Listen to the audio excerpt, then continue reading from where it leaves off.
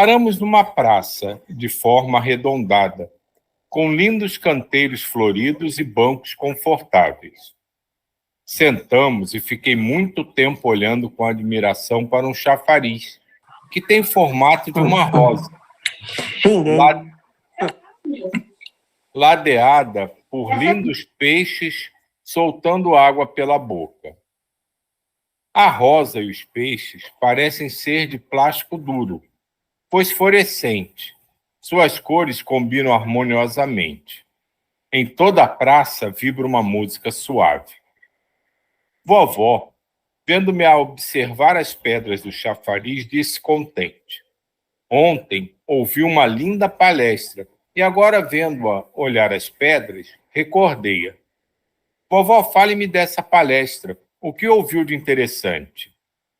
Tentarei explicar-lhe, do meu modo, o que achei de mais importante, o que o sábio orador expôs, presenteando-nos na noite de ontem.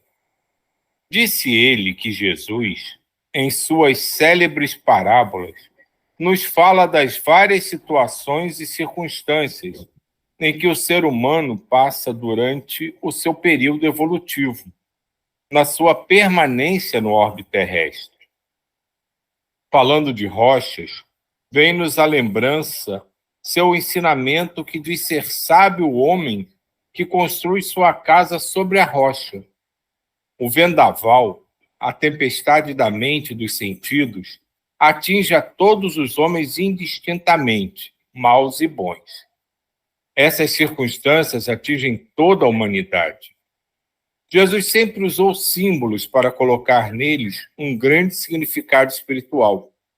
A rocha é o símbolo da firmeza e da imutabilidade, pois podemos quebrá-la, fragmentá-la e, mesmo assim, sua natureza continuará sempre rocha. Assim é o homem consciente de que não é apenas uma personalidade passageira. Sabe que sobrevive à vida do corpo mortal. Suporta, ou melhor dizendo, tira proveito dos vendavais dos interesses temporais e das tempestades dos desejos de satisfação material para solidificar mais ainda sua união com Deus. Nesse pedacinho, eu vou só dar uma parada, porque, me desculpe, mas caiu como uma luva exatamente o assunto que a gente começou a discutir e vai deixar para discutir depois. É exatamente isso que ele está falando aqui em relação à rocha.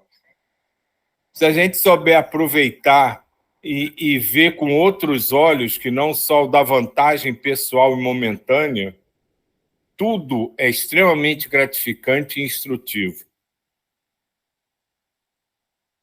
O espírito precisa de um corpo para existir, e esse corpo é como, no dizer de Jesus, a sua casa.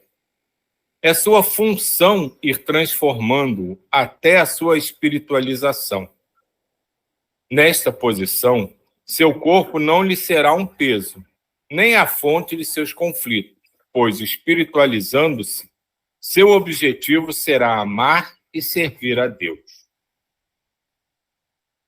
Que bonito! Vou gostar de ir às palestras. Vamos, Patrícia. Vovó convidou-me a continuar o passeio. Levantei-me a seguir. Voltaria ali com certeza, porque num lugar tão belo e agradável, poderia ficar o dia todo contemplando. Embora encantada com tudo o que via, sentia ser a colônia um lugar querido e conhecido por mim.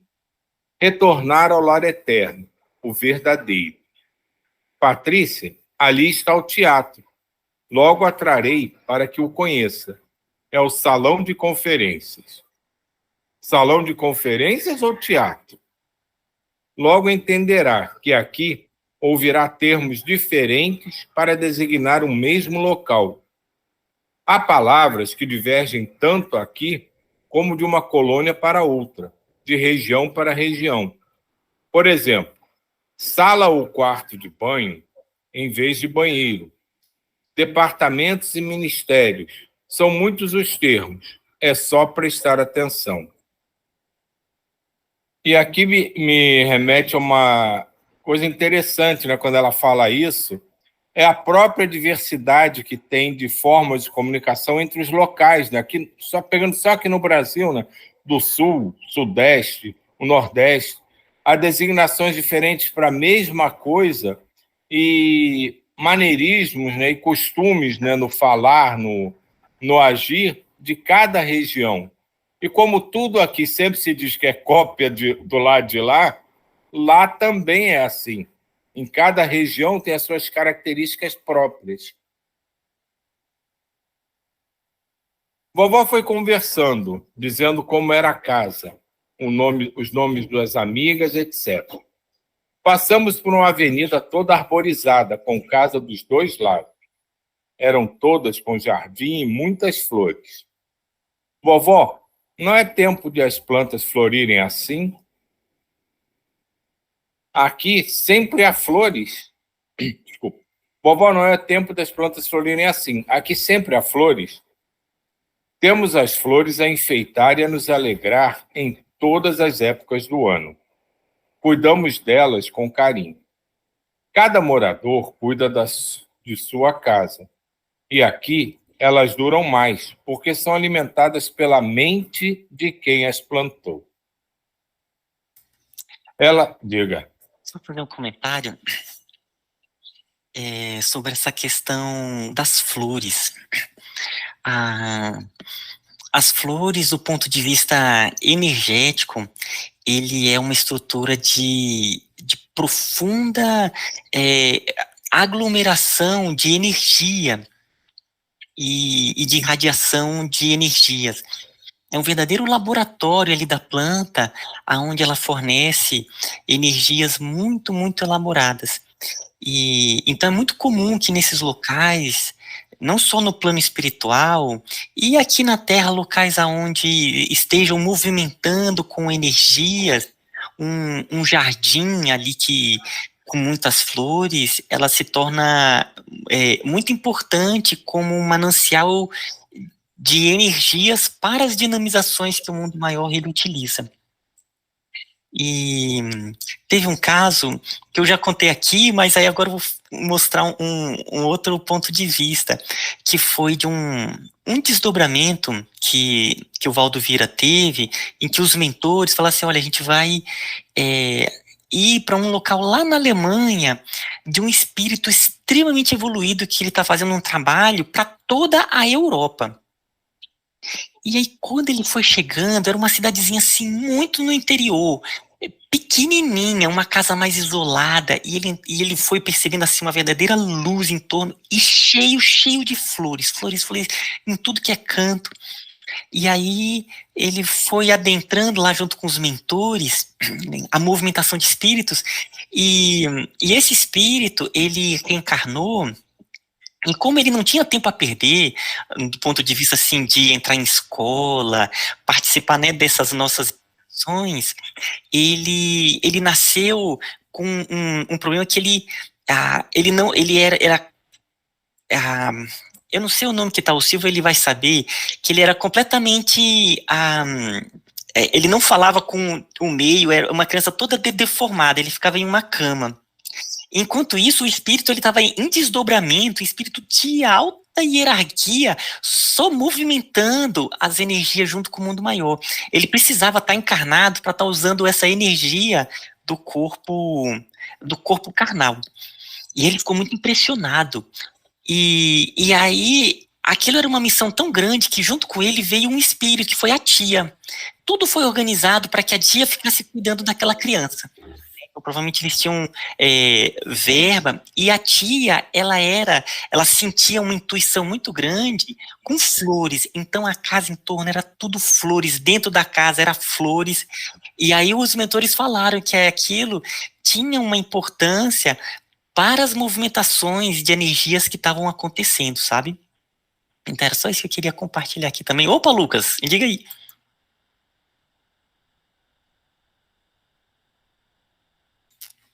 Lucas, você queria falar? Ou acho que foi sem querer? Então Não, acho que foi sem querer, desculpa, pessoal.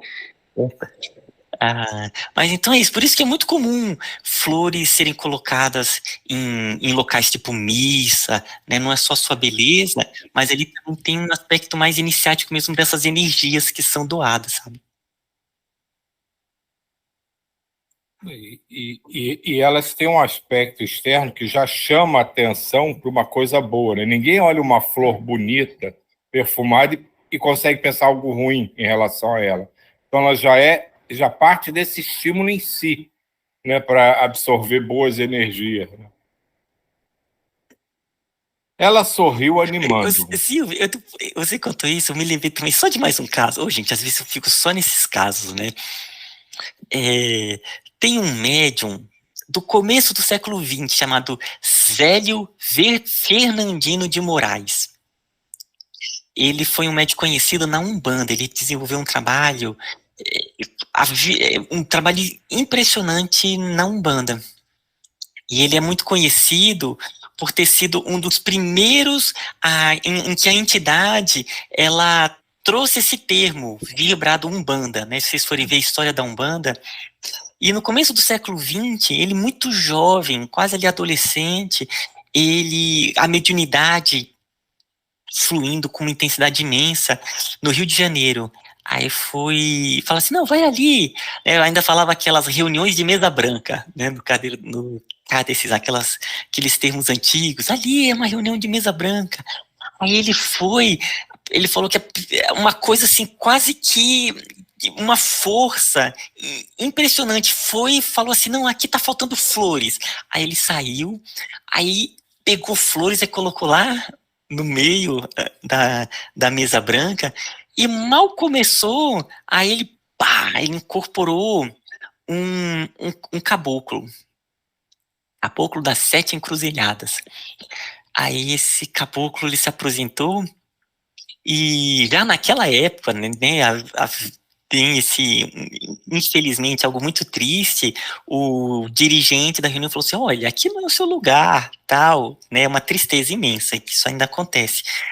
Aí a entidade falou assim, olha, eu vim aqui só para dizer que no Brasil todo vai surgir um movimento, né, que é um movimento, aí ele deu as diretrizes, né, um movimento que não haverá matança, que as pessoas vão usar branco, que vai receber todas as pessoas de todas as classes, e que o nome é Umbanda. E ali ele já foi e abriu um centro. E nesse centro era sempre, é uma das características que tinha muitas e muitas flores, sabe? E ele passou a vida toda, formavam filas no centro desse médium, né, do Zélio Fernandino de Moraes. Então é só mais uma lembrança aqui das flores. Voltando nas flores, né? É exatamente por isso que se oferece flores a Iemanjá. Claro que a maioria joga as flores no mar, não sabe nem por que está fazendo isso, porque é o costume. Mas é exatamente por isso que se oferece flores a Iemanjá. Outra coisa também, aqui em casa sempre tem flores, né? Tem uma espécie de altarzinho que eu coloco sempre as flores. E essa semana eu coloquei uma rosa no quarto. E com um pouco de dificuldade de dormir, eu me conectei com a energia da rosa, né? Uma rosa cor de rosa, bem clarinha. Somente ela. E aí, o que eu visualizei foram seres da natureza. Criança e um outro ser. De muita alegria, de muita pureza, sabe? E outra coisa também são os florais, né? Que são usados. Eu recentemente passei por uma situação de assalto, como um dia desse eu falei, na turma de terça-feira à noite, e foi recomendado um floral, é um floral de emergência, que é o floral, o Rescue, e tem me ajudado bastante também, com doses que são tomadas 4 vezes ao dia, no mínimo, ou quando eu quiser, e aí dá uma ajuda tremenda, né, que são também feitos de flores. Florais de Bach, tem florais da Amazônia também, e toda uma gama de medicamentos que são utilizados, né? A partir das flores. De fato, essa coisa a gente está falando das flores em si, é porque as flores têm esse aspecto de chamar mais atenção. Mas isso digamos assim, é um movimento da natureza. Eu vou repetir uma historinha aqui, agora é minha vez, né? Que é a história da criação do bonsai. Todo mundo vê o bonsai, é japonês, é uma coisa bonita para enfeitar a casa. E tem uma lenda que eu acho maravilhosa, que na verdade é indiana, e que diz que o bonsai ele foi inventado porque a medicina da natureza é usada há milhares de anos. E às vezes eles precisavam levar os remédios para as outras cidades, mas só que eram árvores imensas e não tinha como fazer isso. Como é que você vai levar uma árvore de 100 metros para uma outra cidade? E a partir daí se criou o cultivo do bonsai, porque você pode diminuir o tamanho da árvore, mas a árvore continua sendo a mesma, na sua essência. É a questão da pedra, você pode quebrar, pode fragmentar, mas a pedra continua sendo pedra.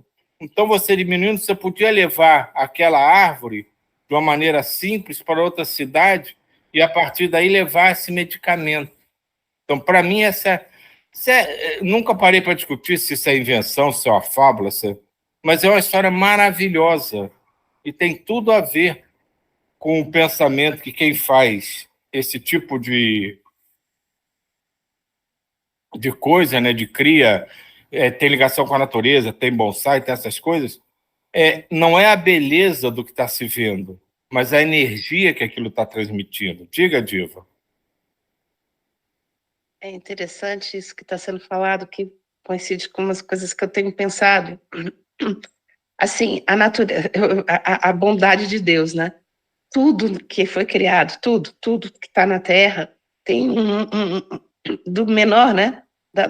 Do ser menos, né? Sei lá, unicelular, nem sei o que a gente pode falar, ao mais, assim, tudo tem o seu porquê, e tudo tem uma razão de ser, né? Um cuidado com a existência de todos, né? Porque a gente tem, ontem o Silvio falou, né? Da nossa soberba, né? Humana, tudo é humano, nós, homens, somos mais inteligentes, somos mais. E parece que tudo foi criado para um funcionamento, né? Uma máquina que funciona de uma maneira tão perfeita, né? Da pedra, dos ensinamentos que a gente pode ter com tudo a gente pode ter. Se a gente parar para olhar a formiguinha andando ali, a gente pode ter um ensinamento. Se a gente olha para o céu, a gente pode ter ensinamento. E assim vai. E essa soberba humana, para mim, ultimamente, eu tenho pensado muito na barata. Da barata. Porque a barata, todo mundo tem nojo, todo mundo tem asco, tem sangue de barata, tem tal, não sei o que da barata. E aí eu fico olhando assim a barata, eu falo assim, gente, e ela foi criada por Deus do mesmo jeito, né? E ela tem que ser amada, assim, tudo bem, gente, eu não sou santa não, viu? Nada de... Não é isso, não. Mas assim, e aí eu tenho pensado na barata, porque assim, como que a gente tem asco, né? Como que a gente tem, continua dentro da nossa soberba, dentro dessas coisas, né? O asco do verme, o asco do isso, o asco daquilo, como se tudo fosse né? E tudo está ali criado para um funcionamento, e Deus foi tão bom com tudo, e a gente vai lá e se acha, né, soberbo, e começa a criar coisas, e que a gente também não sabe muito bem lidar com essas coisas que a gente cria. É muito interessante isso, eu acho.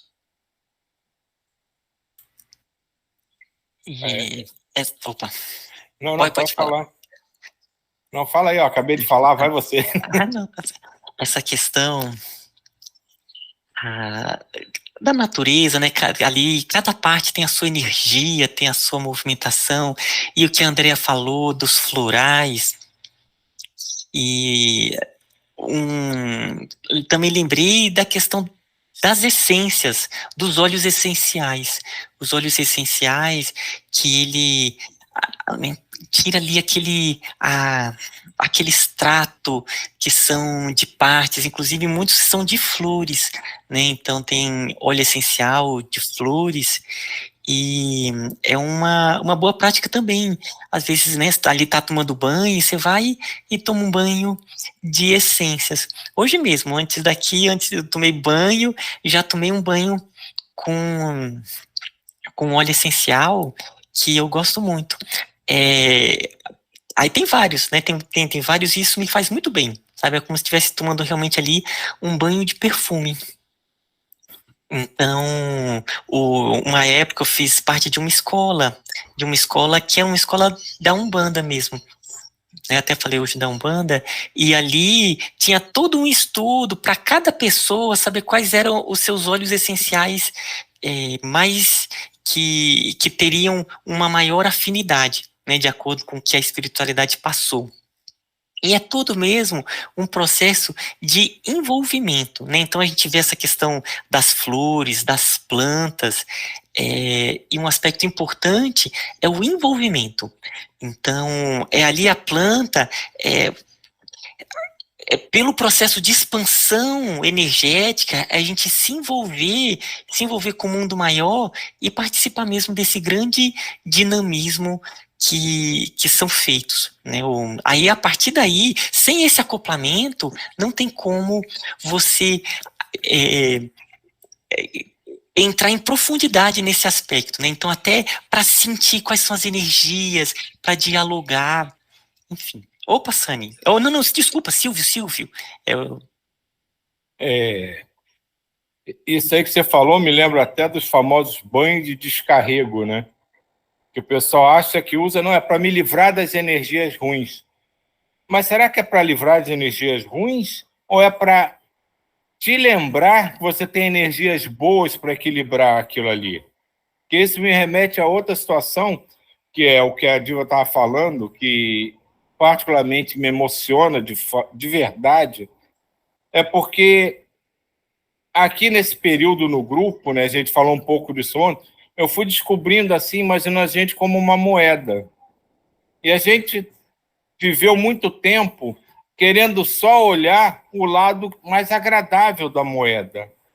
E agora eu estou me conscientizando que a moeda tem dois lados e eu preciso conhecer o outro lado.